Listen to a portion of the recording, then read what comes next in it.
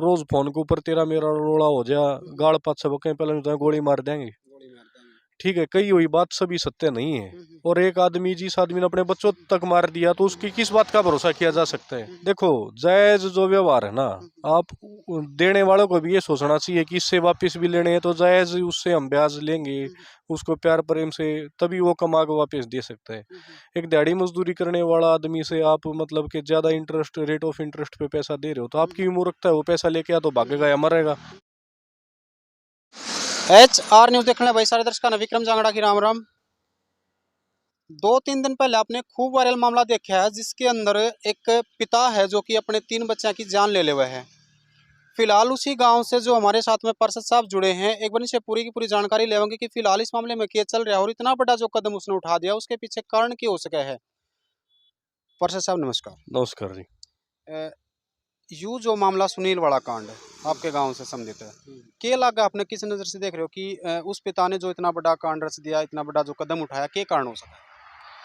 भाई कारण तो एक तो उसकी नासमझ हो सके है कि उसने वो चीज़ टैकल करनी नहीं आई। मूर्खता ही कहूँगा मैं तो, और क्या कारण कहूँगा भाई इसको, कि उसने मूर्खता में आके इस तरीके का फैसला लिया। परिवार से जब हमने बात करी है तो परिवार बता रहे हैं कि कर्जा एक कारण बता रहे हैं इस चीज को लेकर, तो क्या मानते हो? कर्जा तो भाई इस देश में मेरा ख्याल से 2 या 4% आदमी से होंगे जिनके ऊपर ना होगा। किसी पे बैंक का कर्जा, किसी पे रिश्तेदार का, किसी के भाईचारा का। कर्जे तो भाई सबके हैं। कर्जे है तो काम धंधे हो लोग आगे, कोई काम धंधा कर रहे आदमी तो रिश्तेदार दौर उठा होगा, भाईचारे में उठा होगा, और यारा प्यारा दौर ले गए, लेन देन तो चलता ही रहे सदाई। ये तो मैं कोई कारण नहीं मानता भाई। अगर आपका कर्जा है, आपने अपने स्वार्थ के लिए पैसे को यूज कराया है, ऐसा तो नहीं है कि भाई कर्जा कोई जबरदस्ती आपको कर्जदार बना के गया। आपने अपनी जरूरत में किसी से पैसा लिया तो उसको चुकाओ भाई।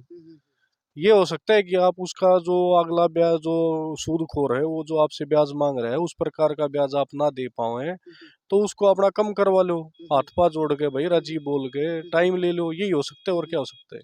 परिवार वाले ये भी बोल रहे थे कि जिनसे हमने कर्जा, उसने कर्जा ले रखा था, पुलिस की सहायता भी ली तो पुलिस ने भी मदद नहीं करी, तो क्या ऐसे मामले में पुलिस ने सहायता करनी चाहिए? देखो, एक सिस्टम है। आप समझ सकते हो कि अगर एक सिपाही आपसे कोऑपरेट नहीं कर रहा है, आपकी बात को नहीं सुन रहा, तो उसकी शिकायत आप थाने के SHO को कर सकते हो। SHO आपकी बात को नहीं सुन रहा तो आप उसकी शिकायत DSP को कर सकते हो। DSP नहीं सुन रहा, उसके SP को कर सकते हो। SP नहीं सुन रहा, IG को कर सकते हो। हर आदमी के ऊपर एक आदमी बैठे है, सरकारी कर्मचारी बंधा हुआ है कानून के साथ। तो आप ये नहीं कह सकते कि उसने मेरी नहीं सुनवाई करी, उसने नहीं करी, आप SP साहब के पेश हो जाते, DSP साहब के पेश हो जाते। एक तरीका है, तरीके के साथ काम होगा, ऐसे नहीं है। चलो, एक आदमी मेरा कोई जानकार होगा, उसने मेरी मदद कर दी हो, मान के चल सकते हैं। पर भाई आदमी, देखो, उसके ऊपर कानून है, वो कानून का नुमाइंदा है, तो उसके ऊपर और भी बैठे हैं उसको बचाने के लिए। जिस प्रकार वो बोल रहे हैं कि भाई पुलिस की हमने सहायता ली लेकिन वहां से नहीं मिली, तो आप भी मतलब वार्ड के सचिव हो, तो आपसे वहाँ कॉन्टेक्ट करने की कोशिश करी जब कोई भी आदमी है, जब इतना बड़ा कदम उठाओ, यानी कि आत्महत्या करने की कोशिश करे, बच्चा ने, परिवार ने खत्म करने की कोशिश करे, तो आप क्या था, कोई संपर्क करने की कोशिश करी उसने? हालांकि मैं ज्यादातर समय बाहर ही रहता हूँ, तो मेरा पास ना तो इस प्रकार का मामला पहले सामने आया। मेरे को तो जब बाद में घटना घटित हो चुकी थी तब मेरे को पता चला कि भाई इस प्रकार घटना घट गई। उससे पहले इस तरीके का कोई भी मामला मेरे संज्ञान में नहीं आया। जैसे आरोपी एक तो खुद सुनील हो गया इस मामले में, क्योंकि बच्चा क्या, खुद अपने बच्चा का जो हत्या कर दी उसने, तो इसमें साथ में आप किसी और को भी आरोपी मान रहे हो जो कर्जे से उसको परेशान करे थे, साथ साथ में उनको भी मान रहे हो आप? देखो भाई, कोई आदमी इतना ही मजबूर हो गया जिसने अपने बच्चे खत्म कर दिए। पर देखो, उसको मजबूर कोई ना कोई कारण, कोई ना कोई उसके पीछे कारण रहा भी होगा, उसको स्पष्ट हम नहीं कर सकते। अब कारण या तो वो खुल के आके सामने आके कहता, पुलिस को अपनी शिकायत देता, या पंचायत करके कहता, तो हम मान सकते भाई फलाना फलाना आदमी इसके लिए जिम्मेदार है। अब उसने किसी को कहा भी नहीं, बाद में आके एकदम से बच्चों को मार दिया, आप बच गया। देखो, आत्महत्या के मामले इतने ज्यादा हैं, पर इस प्रकार का मामला कोई ही हमारे नजर में, मतलब इस अपने क्षेत्र में, तो इस प्रकार का मामला शायद ये पहला मामला इस प्रकार सामने आया है। तो देखो, आत्महत्या करने वाले लोग हैं भाई, मजबूरी में परेशान हो गए, जब रास्ता ना दिखाई देता तो वो आत्महत्या कर जाते हैं। वो छोटे छोटे बच्चे क्या समाधान थे भाई? तो दुख इस बात का है, देखो सामाजिक बात अगर हम करें, 14 महीने का एक लड़का, 2 साल की एक लड़की, एक 5 साल की लड़की, क्या वो पैसे दबाए बैठी थी? क्या उन्होंने उसके काम धंधे में नुकसान कर दी? हमारा एक सामाजिक बात ये है कि क्या उन बच्चों में पैसे रखे थे क्या? वो परेशान था, दुखी था, आप कर लेता।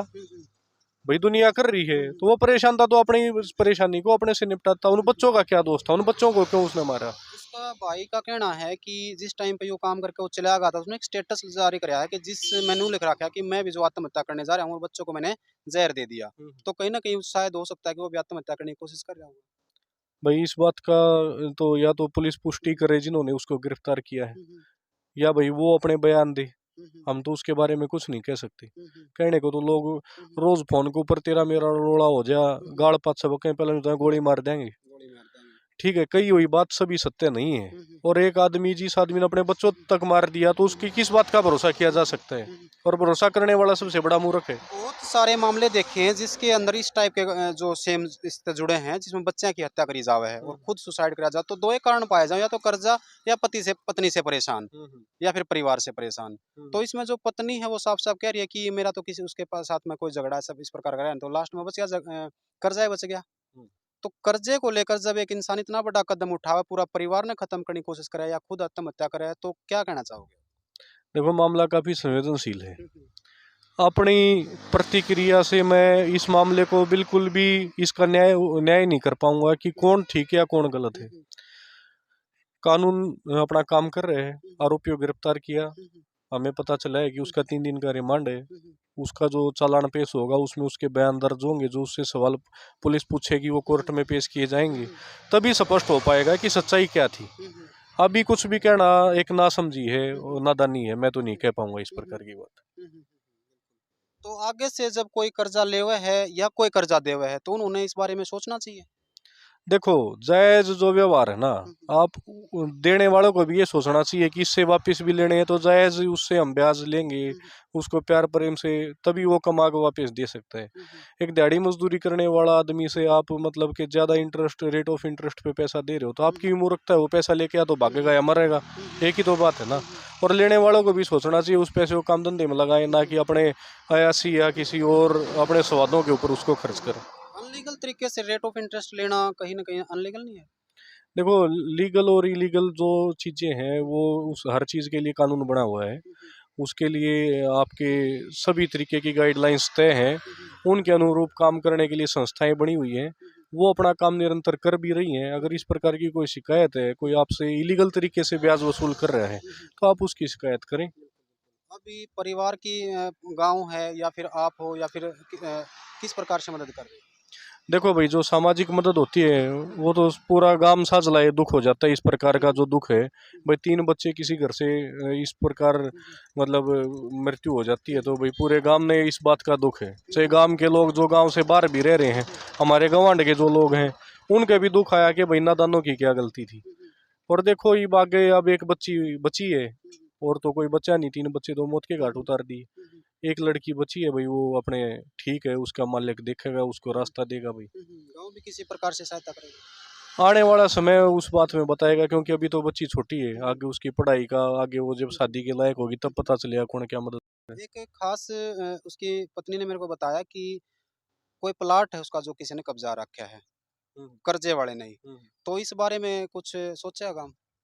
भाई देखो, ये बात अब तक मेरे सामने आई नहीं, आपने बताई है। अगर इस प्रकार की बात है तो जो उसकी पत्नी है वो गांव के, उनके जो परिवार के लोग हैं, उनको ये मद्देनजर इस बात को लाए, वो उसकी पहल करें, गांव इकट्ठा हो, जो पंचायती फैसला होगा उसके अंदर जो भी उनके हक का होगा तो उनको बताया जाएगा भाई, और किसी का होगा तो उसको बताया जाएगा। एक तो मेरी समझ में जो कर्जाले हैं या जिन्हें प्लाट कब्जा रखा है, उन्होंने भी अपनी आंखें बंद कर लेनी चाहिए, क्योंकि अब परिवार में बचा भी कौन है? एक बच्ची एक माँ, बस। अब तो ये मानो, बैड डेट से एक टर्म होती है बैंकिंग की टर्म्स में, बैड डेट बोला जाता है कि जो कर्जे वापस आएंगे ही नहीं, जो वापस पैसा आएगा ही नहीं, ये बैड डेट्स हैं।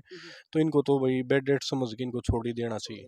हाँ, इंसानियत के नाते भी और उनकी स्थिति को देखते हुए भी, क्योंकि अब कोई सारा तो बचा नहीं। वो एक दिहाड़ी मजदूरी कर ली, 500-600 रुपये, एक बच्चा भी है उसको भी पालेगी, अपना भी पेट खर्च कर देगी, तो कहाँ से देगी वो? ऐसा तो नहीं है।